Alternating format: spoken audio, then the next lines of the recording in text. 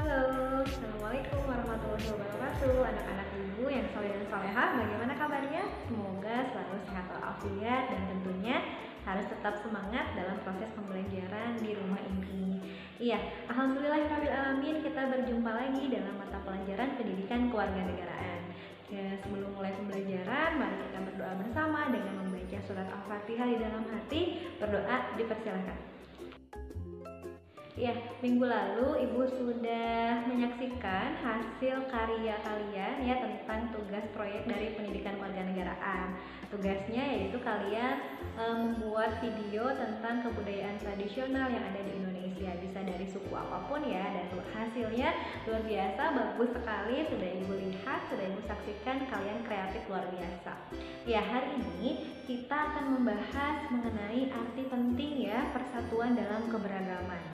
Nah, setelah kita sudah membahas tentang keberagaman apa saja yang ada di Indonesia, sekarang tentunya kita harus mengetahui seberapa penting sih arti persatuan dalam menghadapi negara Indonesia yang multikultural ini.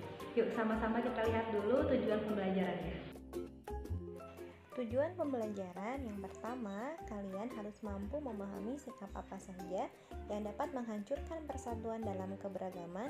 Yang kedua, kalian harus memahami sikap-sikap toleransi yang harus dilakukan dalam kehidupan masyarakat yang beragam. Jadi, itu adalah dua tujuan pembelajaran yang akan kita capai di pertemuan hari ini.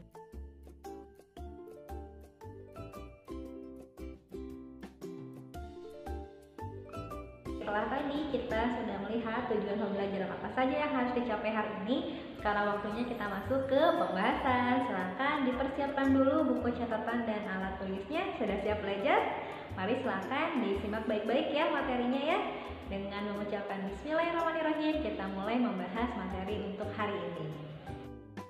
Ya, kita awali dengan melihat video dari contoh permasalahan yang timbul karena masalah keberagaman. Silakan disimak ya. Selanjutnya kami ajak Anda untuk terhubung kembali dengan Eka Rima, korespondensi CNN Indonesia yang juga ada di Surabaya. Rima, tadi sempat Pak Frans mengatakan bahwa sayang sekali kami terputus dengan Eka Rima. Namun begitu kami sampaikan pula bahwa gambar yang Anda lihat di layar televisi ini adalah proses pemadaman akibat ledakan yang terjadi di salah satu gereja yang ada di Surabaya, Jawa Timur, di mana ledakan ini sempat membuat kerusakan pada gereja itu sendiri dan juga menyebabkan ada sejumlah orang yang tewas akibat kejadian ini. Ya, setelah tadi sama-sama kita menyimak video tentang kasus karena keberagaman di Indonesia. Hari ini kita akan membahas mengenai arti penting memahami keberagaman. Sebagai masyarakat yang tinggal di negara multikultural, sudah seharusnya kita memahami keberagaman dalam masyarakat Indonesia sehingga tidak menimbulkan perpecahan di dalamnya.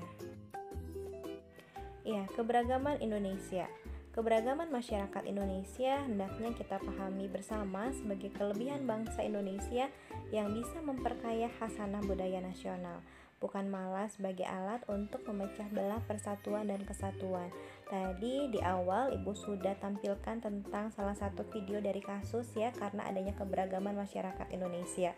Itu adalah salah satu pemboman sebuah gereja di kota Surabaya yang mengatasnamakan agama tertentu. Dan itu juga merupakan salah satu kasus karena adanya keberagaman agama.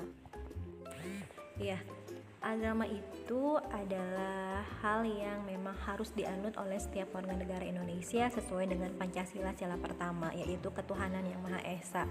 Nah, dari sila pertama itu ketuhanan yang Maha Esa, dia Tuhannya adalah general, ya tidak memihak kepada agama yang satu dengan agama yang lain. Maka di sana sudah jelas bahwa agama di Indonesia itu diakui ada 6 agama yang seharusnya masyarakatnya tidak mempermasalahkan dengan adanya perbedaan agama. Nah, semoga dari kasus video tersebut masyarakat Indonesia dapat mengambil pembelajaran bahwa Indonesia adalah negara yang kaya akan agamanya. Ya, selanjutnya kita akan membahas dampak negatif tidak adanya pemahaman atas keberagaman. Jadi ini ya yang paling bahaya.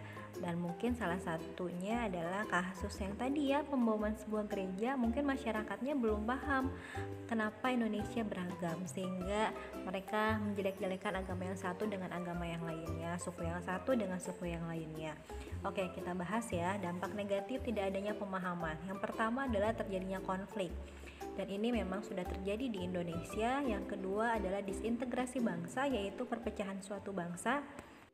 Yang ketiga adalah etnosentrisme. Etnosentrisme ini adalah paham yang memandang masyarakat dan kebudayaan sendiri lebih baik, ya, dan merendahkan masyarakat dan kebudayaan lain, bahkan agama lain.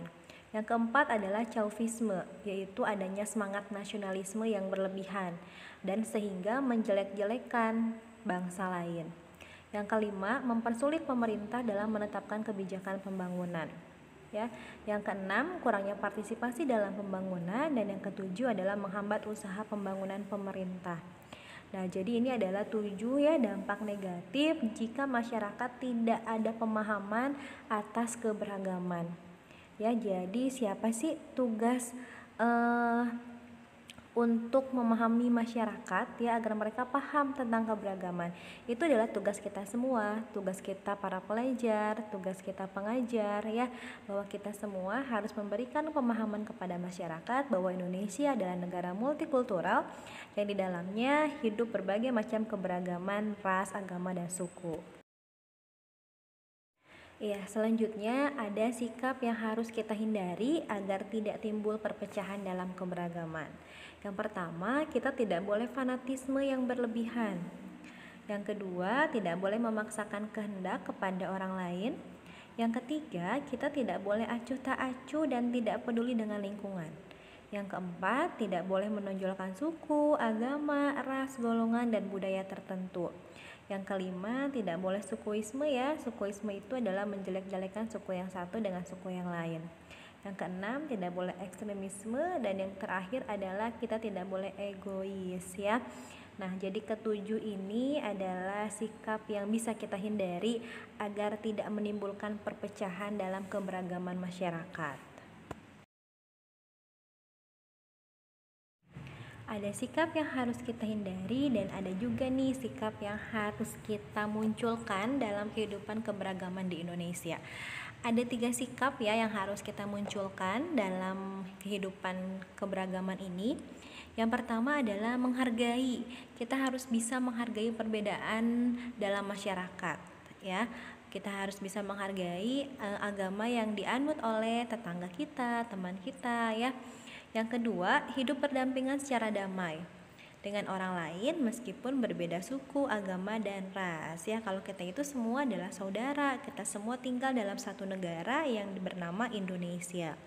Yang ketiga adalah berinteraksi dengan baik tanpa ada sekat perbedaan suku, agama, dan ras ya. Jika ketiga hal ini dilakukan oleh masyarakat, insya Allah kedepannya Indonesia akan hidup lebih damai lagi. Ya, alhamdulillahirrabbilalamin, kita telah menyelesaikan pembelajaran hari ini. Terima kasih sudah menyimak materi hari ini, dan insya Allah kita akan bertemu minggu depan melalui Zoom. Nah, materi apa saja yang akan kita bahas minggu depan? Kalian mulai dulu ya baca-baca di modulnya. Insya Allah minggu depan kita akan mempelajari tentang sikap toleran apa saja yang harus kita lakukan terhadap keberagaman yang ada di Indonesia, yaitu keberagaman agama, keberagaman ras, keberagaman suku, dan keberagaman antar golongan. Iya, mohon maaf Ibu ingatkan kembali ya, jangan lupa tugas LKPD-nya dikerjakan dan sudah Ibu lampirkan di classroom. Terima kasih, insya Allah kita bertemu lagi minggu depan melalui Zoom. Assalamualaikum warahmatullahi wabarakatuh.